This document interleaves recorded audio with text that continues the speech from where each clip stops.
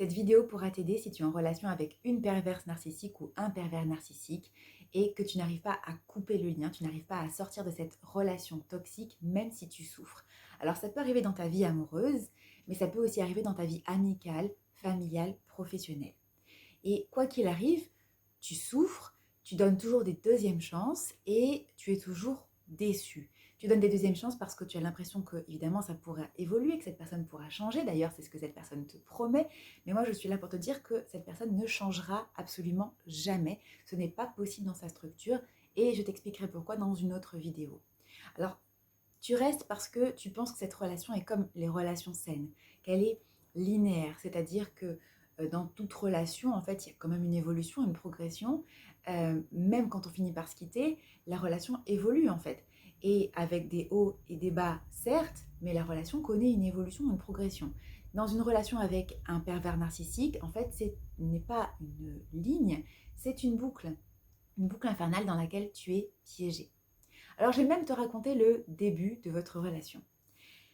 Tout de suite, ça s'est très très bien passé avec cette personne. Il t'a fait te sentir exceptionnel, vraiment très valorisé. Et surtout, il t'a fait connaître un sentiment de grande plénitude. Et une fois que tu as été vraiment en confiance, là, cette personne a commencé à te faire subir différentes violences psychologiques. Donc la négligence, la froideur, le silence radio, les humiliations, les critiques incessantes, le dénigrement, j'en passe.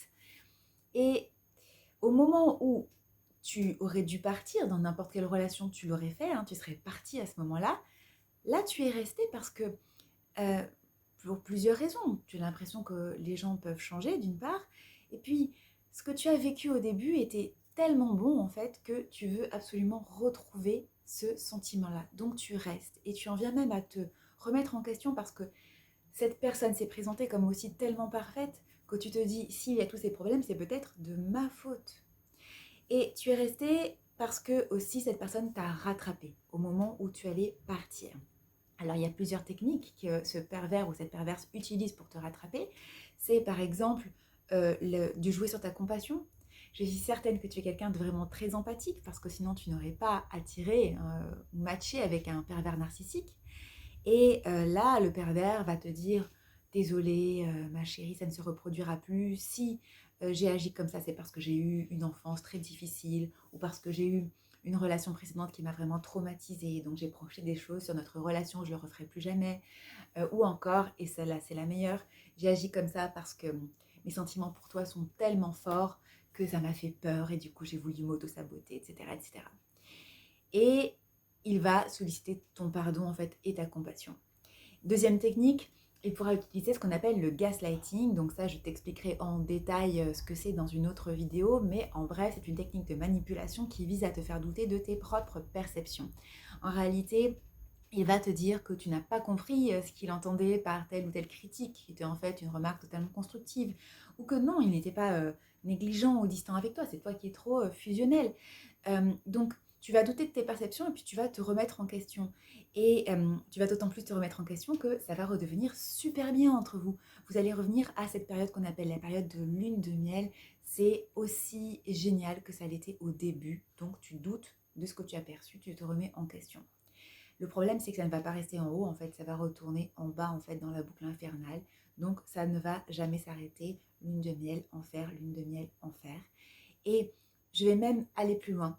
Ça ne va pas seulement tourner en rond, ça va être de pire en pire. Parce que, en fait, ce n'est pas une boucle, c'est une spirale.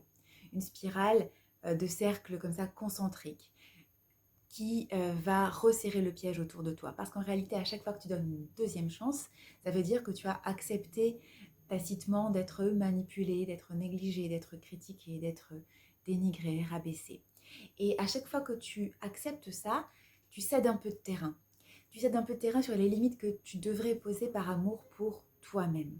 Et quand tu cèdes un peu de terrain, eh bien à chaque tour que fait cette spirale, tu es de plus en plus broyé. Et quand tu es bien broyé, en fait, tu n'as plus la possibilité, ou de moins en moins la possibilité de sortir de ce piège parce que tu n'as plus confiance en toi, tu n'as plus de repères sur ce que devraient être les relations amoureuses, tu as même l'impression que tu ne pourras pas trouver d'autres relations parce que c'est ce qu'il vise à te faire croire. Donc, voilà mon conseil. Ça ne changera jamais Donc sors de cette boucle, laisse le pervers ou la perverse seul dans sa spirale et toi, va vers le monde extérieur qui t'attend. Tu vas rencontrer des gens normaux qui vont te rappeler à quel point tu es génial, à quel point tu as de la valeur, à quel point tu mérites d'être aimé normalement. Et aussi, surtout, tu vas te rappeler à quel point c'est bon d'avoir une relation saine.